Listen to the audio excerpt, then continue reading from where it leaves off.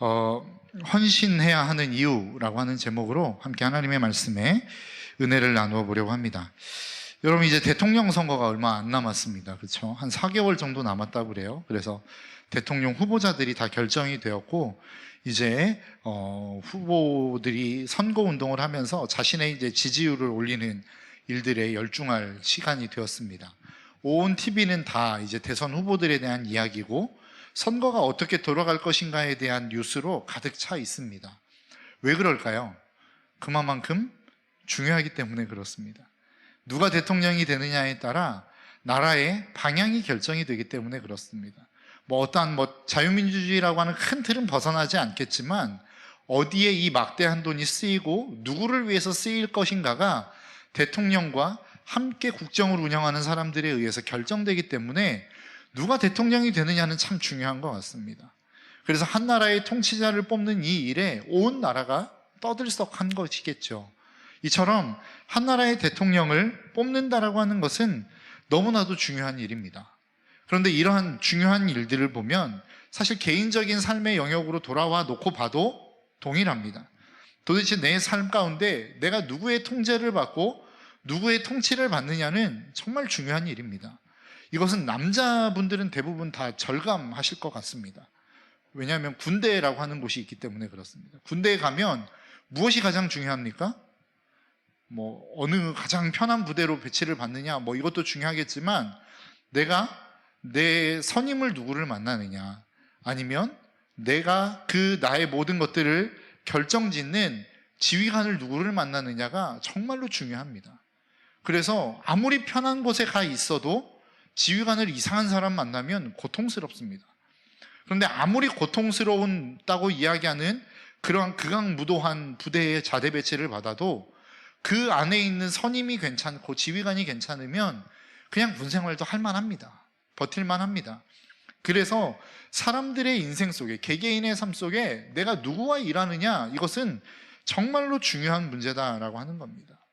사실 제가 중학교 1학년, 저희 때만 해도 영어를 처음 배웠던 때가, 학교에서 공교육에서 영어 수업을 처음 들을 수 있었던 때가 중학교 1학년이거든요.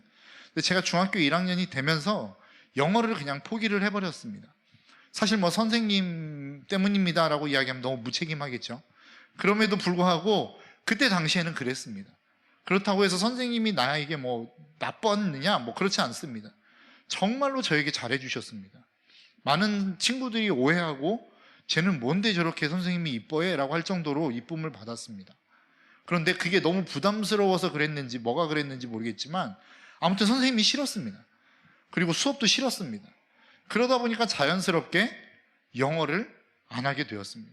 그러니까 영어 시험만 되면 그냥 이렇게 쭉 찍고 자는 게 저의 그냥 영어 시험을 치는 저의 모습이었던 것 같습니다. 이처럼 우리의 인생 속에서는 누구와 함께 하느냐, 누구와 동행하느냐, 그리고 누가 이야기하는, 누구의 안내를 받느냐는 참 중요한 문제입니다. 이것은 가장 중요한 문제라고 이야기해도 과언이 아닐 정도로 정말로 중요한 문제입니다. 저는 이것은 신앙생활에 있어서도 마찬가지라고 생각합니다. 내가 신앙생활을 하는 데 있어서 누구의 통제를 받고, 누구의 지배를 받고, 누구의 인도를 받고, 누구의 안내를 받느냐, 이것은 우리의 신앙생활에 있어서의 신앙의 질을 결정합니다. 여러분들의 신앙생활에 여러분들은 만족하고 계십니까? 여러분들이 신앙생활을 하고 있는데 나는 신앙생활 너무 좋아, 너무 즐거워, 너무 재밌어, 행복해 라고 하는 분이 계십니까? 아니면 나는 신앙생활 이제 그만두고 싶은데, 대부분의 모태신앙들이 그렇게 이야기하더라고요. 지옥 갈까봐 그만두지 못한다, 이런 말들을 하는 것들을 보면 사실 하나님이 그것을 위해서 저와 여러분들을 부르신 건 아니거든요. 하나님이 그것들을 생각하면서 저와 여러분들을 부르신 게 아니거든요. 그러니까 우리가 도대체 누구의 통제를 받느냐, 누구의 통제를 받으며 신앙생활 하느냐는 여러분 이처럼 중요한 것입니다. 그래서 정말로 여러분들의 인생 속에 여러분들이 신앙생활을 제대로 하고 싶다면 내가 정말로 누구의 인도함과 누구의 안내와 누구의 통치를 받느냐를 점검하며 살아갈 수 있어야 된다는 것입니다. 오늘 본문은 아나니아와 삽비라 이야기를 합니다. 사실 저는 처음에 신앙생활을 처음 시작할 때에 이 말씀을 읽을 때 이 내용이 잘 이해가 되지 않았습니다. 도대체 뭘 그렇게 잘못했다고. 저는 사실 이런 생각들이 들었거든요. 여러분 오늘 본문 1절과 2절을 보십시오. 그런데 아나니아라는 사람이 그의 아내 삽비라와 함께 소유를 팔아서 그 값의 얼마를 따로 떼어 놓았는데 그의 아내도 이것을 알고 있었다. 그는 떼어놓은 그 나머지를 가져다가 사도들의 발 앞에 놓았다. 여러분 잘 생각해 보십시오. 지금 아나니아와 삽비라는 자신의 전 재산을 팔았습니다. 그리고 그 재산 전부는 아니지만 얼마를 떼었다고 이야기를 해요. 그리고 그 나머지를 사도들 앞에 갖다 놓았습니다. 그런데 이 아나니아와 삽비라가 사도들 앞에 이 재산을 갖다 놓으면서 뭐라고 이야기했을까요? 이게 전 재산입니다 라고 이야기한 거예요.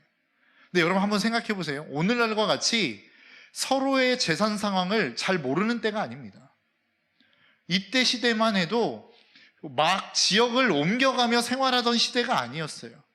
그러니까 한 사람이 그 지역에서 태어나고 그 지역에서 자라서 그 지역에서 죽는 것이 일반적인 모습이었다는 거예요.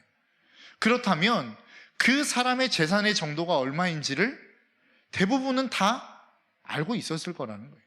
그러니까 재산을 정리해서 이게 전 재산입니다 라고 하는 돈을 갖다 내어 놓았을 때에는 많은 돈을 떼어 먹으면 모든 사람들이 야 재산을 다 팔았는데 그거밖에 안 돼 라고 하는 상황이 될 수밖에 없는 상황이었다는 거예요. 그러니까 돈을 일부를 감추었다라고는 이야기하지만 사실 그 돈이 그 재산에 있어서 많은 돈을 감춘 것은 아니었을 거라는 거예요. 그런다가 거기에다가 여러분 한번 생각해 보십시오. 아무리 많은 돈을 감췄다고 해도 반절을 감췄다고 여러분 생각해 봅시다.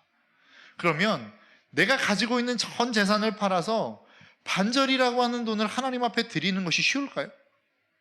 저는 쉽지 않을 거라고 생각합니다. 저희 아이들에게 물어보겠죠. 저는 가끔 물어보거든요. 야, 너 돈 있는 거 있으면 다 내놔봐. 반절만 아빠 줘라. 그러면 내 지갑에 10,000원이 있는데 5,000원 가져가. 뭐 이렇게 이야기합니다. 근데 사실 저희 아이들의 돈이 그게 전부가 아니거든요. 통장에 돈이 있습니다. 그러니까 자기들이 얼마 돈이 있다는 걸 알아요. 야, 이거 말고도 통장에 돈이 있잖아. 그렇게 얘기를 하면 저희 아이들이 뭐라고 이야기할까요? 그 통장 나한테 없는데? 그 통장 돈 뺄 수 없다며 뭐 갖가지 핑계를 대가면서 돈을 안 내놓습니다. 그러니까 무슨 얘기냐면 내가 가지고 있는 돈이 뭐 1, 2만 원이 전 재산이라고 한다면 반절 떼어 드리는 것 뭐 그렇게 어렵지는 않을 것 같습니다. 그런데 재산이 많으면 많을수록 그 돈을 하나님 앞에 드린다는 것은 사실 엄청난 결단이 아니고는 있을 수 없는 일이에요. 아나니아와 삽비라가 자신의 소유를 정리를 했답니다. 정리를 했다는 것은 정말로 재산이 아무것도 없는데 정리를 할 수 있을까요? 뭔가를 가지고 있으니까 정리를 한 거 아니겠어요? 그리고 거기에다가 그것을 사도들의 발 앞에 내어놨다라고 하는 것은 엄청난 결단이 아니고는 있을 수 없는 일이었을 거라는 거예요. 그런데 그렇게 엄청난 결단과 쉽지 않은 일들을 아나니아와 삽비라가 했음에도 불구하고 하나님은 그 사건을 굉장히 엄하게 다루십니다. 어떻게 하시죠? 아나니아와 삽비라를 죽여버려요. 여러분 왜 이런 일들을 하나님은 행하셨을까요? 여러분 오늘날 교회로 보자면 여러분 칭찬받고 박수받아야 마땅한 일 아니겠습니까?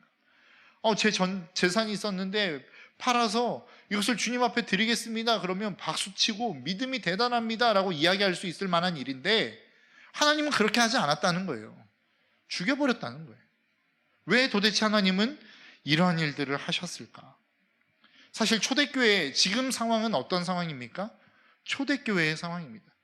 이제 교회가 막 생겨나고 이 교회가 하나님이 어떻게 운영해 가시는지를 자리 잡아가는 과정 가운데 있는 것이 오늘 본문의 내용이라는 그 상황이라는 거예요. 그러니까 놀라운 기적들이 일어났습니다. 하나님의 오순절 마가의 다락방에 성령의 사건이 일어났고 그것을 통해서 베드로가 나아가서 복음을 선포했어요. 3,000명이 돌아오고 5,000명이 돌아오는 놀라운 역사가 있었습니다. 거기에 성전 미문에 앉았던 사람이 막 일어서는 이런 놀라운 기적 같은 일들이 일어났었다고요. 그런데 그 상황 속에서 지금 나타난 사건이 뭐냐면 이 아나니아와 삽비라가 돈을 감춘 사건입니다. 여러분 하나님은 왜 이 일을 그렇게 엄중하게 다루셨을까? 여러분, 초대교회가 앞에서도 말씀드린 것처럼 생성되어져 가는 첫 단계에 지금 과정을 밟고 있는 것입니다. 교회의 주인은 누구시죠? 하나님이십니다. 교회 안에서 영광을 받으셔야 되는 분이 누구시죠? 하나님이십니다.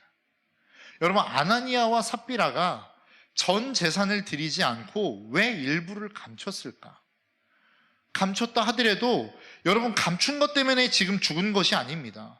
베드로의 이야기로 이야기하자면 그들이 속였기 때문에 죽은 겁니다. 그러니까 베드로도 뭐라고 이야기하냐면, 야, 그게 원래 네 거 아니냐. 오늘 보면 4절입니다. 그 땅은 팔기 전에도 그대의 것이 아니었소. 또 팔린 뒤에도 그대의 마음대로 할 수 있었던 것이 아니었소. 그런데 어찌하여 이런 일을 할 마음을 먹었소? 이 얘기는 뭐예요? 야, 팔기 전에도 네 거고 팔고 난 후에도 네 건데 네가 일부 갖는다고 그래서 누가 뭐라고 하겠냐. 근데 왜 거짓말을 했냐라고 이야기한 거라고요. 그러니까 하나님의 이 심판은 네가 일부를 전부를 드리지 않고 일부를 먹었기 때문에 하나님이 심판한 게 아니라 전부를 드렸다라고 거짓말한 그 거짓말 때문에 죽인 겁니다. 그럼 도대체 아나니아와 삽비라는 왜 거짓말을 했을까요? 그 의도가 무엇이었을까요? 여러분, 한번 생각해 보십시오. 초대교회에는 경제가 하나 되어진 공동체였습니다. 그러니까 많은 부자들이 자기의 소유를 팔아서 사도들 앞에 갖다 놓았고, 사도들은 없는 사람과 함께 그 경제를 함께 공용으로 쓰는 공동체가 초대교회 공동체였어요. 그러면 여러분, 어떤 분위기들이 일어났을까요? 물론 하나님이 그들에게 은혜를 주셨고 하나님이 그들의 손을 통하여 일하셨다는 것을 알지만, 사실 부자들이 그 자기의 소유를 팔아서 사도들 앞에 내놓은 그 사람들에 대한 여러분 평가가 어땠을까요? 야, 저 사람 정말 대단하다. 저 사람은 존경받아 마땅해. 저 사람은 우리 교회, 이 초대교회 안에는 없어서는 안 될 사람들이야 라고 하는 인식들이 깔려가지 않았겠습니까? 그러면서 그들이 이야기하는 말에는 권위가 생겼을 거예요. 사실 아나니아와 삽비라의 마음 가운데는 이 마음이 있지 않았을까라고 하는 생각을 해봅니다. 나도 내 재산을 팔아서 내 전 재산을 사도들 앞에 내놓았다고 한다면 사람들도 나를 저렇게 봐주겠지? 라고 하는 생각들이 아나니아와 삽비라에게는 있지 않았겠습니까? 사실 이것이 어떻게 보면 우리의 삶의 모습일 수도 있어요. 여러분, 우리가 신앙생활 하면서 하나님 앞에 기도하는 부분들이 있지 않습니까? 열심을 내는 부분들이 있지 않습니까? 그런데 도대체 우리가 왜 열심을 내고 있느냐라고 하는 거예요. 무엇을 목적으로, 무엇을 얻기 위해서 우리는 하나님 앞에 이토록 열심을 내고 있느냐라고 하는 것이죠. 하나님이 내 있는 모든 것들을 다 가져가셔도 그분이 나에게 임재하는 것 하나만으로 우리는 만족할 수 있습니까? 내 온 전 재산을 다 팔아 주님 앞에 드려도 그분이 나에게 오실 수만 있다면, 나와 늘 함께 하실 수만 있다면 여러분 그렇게 하실 수 있어요. 사실 저는 이 설교를 준비하면서 저 자신에게 물어봤습니다. 네가 가지고 있는 모든 것을 주님이 다 걷어가신다고 하고 하나님이 너와 평생을 동행하신다라고 말씀하신다면 너는 거기에 오케이 할 수 있겠니? 라고 하는 질문에 저는 쉽지 않더라고요. 아니요, 주님, 저는 저희 자식들도 있어야 되겠고 돈도 좀 있어야 되겠고 저에게 필요한 게 너무 많은 것 같습니다 라고 하는 대답이 제 입에서는 나오더라고요. 사실 내가 하나님 앞에 헌신하고 내 모든 것들을 드렸다라고 이야기하지만 헌신하며 나아가는 그 근본적인 내면 안에 있는 동기는 다른 모습들이 있는 것 같아요. 내가 좀 더 목회자로서 성공하고 싶은 마음도 있고, 내가 좀 더 하나님 앞에 잘 보여서 더 나은 삶을 살아가고 싶은 마음도 있는 것 같아요. 사실 이게 우리의 모습 아니겠습니까? 아나니아와 삽비라가 가지고 있는 이 마음이 사실 우리들의 마음이라고요. 근데 이 모습이 가장 잘 드러나는 모습이 어딘 줄 아십니까? 제가 오징어 게임이라고 하는 영화를 보면서 이 생각이 들었습니다. 여러분 혹시 오징어 게임이라고 하는 영화를 보셨나요? 그 오징어 게임을 보면 모든 사람, 그 게임에 동참한 모든 사람들이 하나같이 다 어려운 상황 가운데 있는 사람들이에요. 그런데 그 게임의 첫 번째 게임에 딱 동참하고 난 다음에 어떤 생각이 듭니까? 야, 이거는 인간이 해서는 안 될 게임이다 라는 생각을 하잖아요. 그래서 과반수 이상을 넘겨서 이미 그 게임을 멈추게 되어 버렸습니다. 그런데 어떻게 해요? 90%가 넘는 사람이 다시 그 게임의 장소로 돌아와요. 그 게임이 재밌었을까요? 아니요. 목숨을 건 게임입니다. 그런데 그 목숨을 건 게임에 동참할 수밖에 없었던 이유가 뭐예요? 거기에 걸려있는 상금 때문이었다고요. 사실 우리의 신앙생활이 그렇지 않습니까? 우리의 신앙생활을 하나님이 부르셨어요. 그런데 그 신앙생활이 여러분 즐거우세요? 행복하세요? 오늘 찬양했던 것처럼 나는 주 안에서 기뻐해, 자유해, 나는 그 주 안에서 뛰놀 거야 라고 하는 고백이 진짜 여러분의 진심의 고백이십니까? 그렇지 않은 경우들이 많잖아요. 그런데 왜 우리는 이 신앙생활을 여전히 유지해 가고 있습니까? 우리가 원하는 그 무엇인가에 대한 상급이 우리 안에 생각되어지고 기대되어지고 있기 때문에 가는 거 아니에요? 내가 이렇게 가면 하나님이 나에게 뭔가를 주시겠지. 더 나은 것들을 우리에게 주시겠지. 내가 이렇게 헌신하며 나아가면 하나님이 내 생활을 뭔가 좀 더 윤택하게 해주시겠지라고 하는 기대감으로 우리가 지금 주님 앞에 나아가고 있는 거 아니더냐라고 하는. 그래서 게임 하나하나 해나갈 때마다 두려움이 있고 아픔이 있고 무엇인가 하나님 앞에서 잘못 산 것 같으면 죽을 것 같은 그 마음의 죄책감이 있음에도 불구하고 계속해서 걸어가는 것은 우리 안에 무엇인가 내가 기대하는 상급이 있기 때문 아니더냐라고 하는. 그런데 사실 오징어 게임에 나오는 그 모든 게임들을 보면 제가 어렸을 때 다 해봤던 게임이거든요. 무궁화 꽃이 피었습니다. 뭐 이거 다 해보셨잖아요, 어렸을 때. 그런데 여러분 그 게임 할 때 여러분 고통스러우셨어요? 막 고민되셨어요? 나 이 게임 하면 고통스러운데 할까 말까 막 이런 생각 하셨어요? 아니잖아요. 즐겁게 했죠. 구슬치기 할 때 이거 잘못 던지면 나 죽어 막 이런 생각으로 여러분 구슬치기 하셨어요? 아니죠. 거기에 나오는 모든 게임들은 제가 어렸을 때 너무 즐겁고 재미나게 했었던 게임이었어요. 사실 하나님이 저와 여러분들을 향하여 기대하는 우리의 신앙생활은 그러한 것들이라고요. 하나님이 저와 여러분들을 신앙생활의 자리로 초청하십니다. 사역의 자리로 초청하십니다. 하나님의 사역에 함께 할 수 있는 자리로 저와 여러분들을 동역자로 초청하신다고요. 그런데 그 동역자의 자리에서 그 사역을 감당하는 그 사역을 정말로 오징어 게임 하듯이 고통스러운 게임으로 가기를 하나님은 원치 않아요. 우리가 어릴 때에 그 게임들을 정말로 즐겁게 하고 행복하게 했던 것처럼 우리의 사명이, 우리의 사역이 그렇게 즐겁기를 원하고 감사하기를 원하고 행복하기를 원하신다고요. 그런데 왜 우리는 그렇게 하지 못할까요? 하나님은 그렇게 하기를 원하고 계신다는데 왜 우리의 사역은, 우리의 신앙은 그런 신앙이 되어지지 못할까요? 그것은 신앙의 동기가 잘못되었기 때문입니다. 내가 하나님을 향하여 나아가는 신앙의 동기가 잘못되었기 때문이라. 그냥 하나님과 함께하는 그 일이 즐거운 것이 아니라 그 일을 통해서 하나님이 무엇인가 나에게 줄 보상을, 그게 무엇인지는 모르겠지만, 그게 어떤 것인지는 모르겠지만 하나님이 우리에게 주실 보상을 우리는 기대하며 신앙생활하는 거 아니더냐라고 하는 거예요. 계속해서 여러분 광고 나가는 것처럼 다니엘 기도회가 진행되고 있습니다. 다니엘 기도회가 지금 13일차까지 진행이 되었는데요, 제가 그 다니엘 기도회를 쭉 들어오면서 간증자들과 말씀을 전하는 분들을 통해서 제 귀에 끊임없이 들려오는 메시지 중에 하나가 무엇인 줄 아십니까?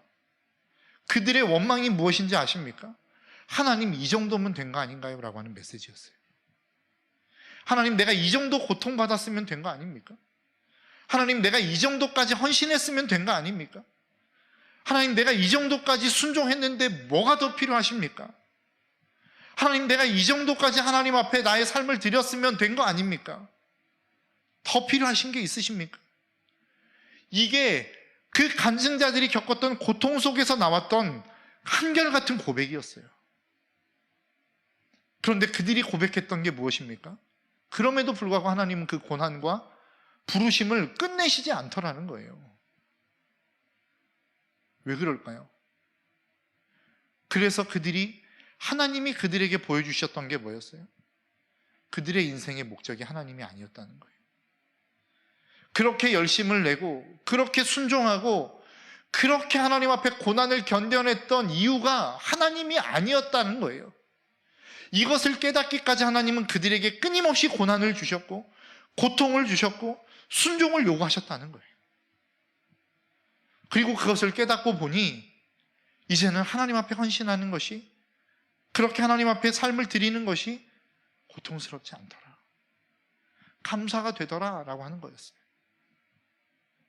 우리의 인생도 저는 마찬가지라고 생각합니다.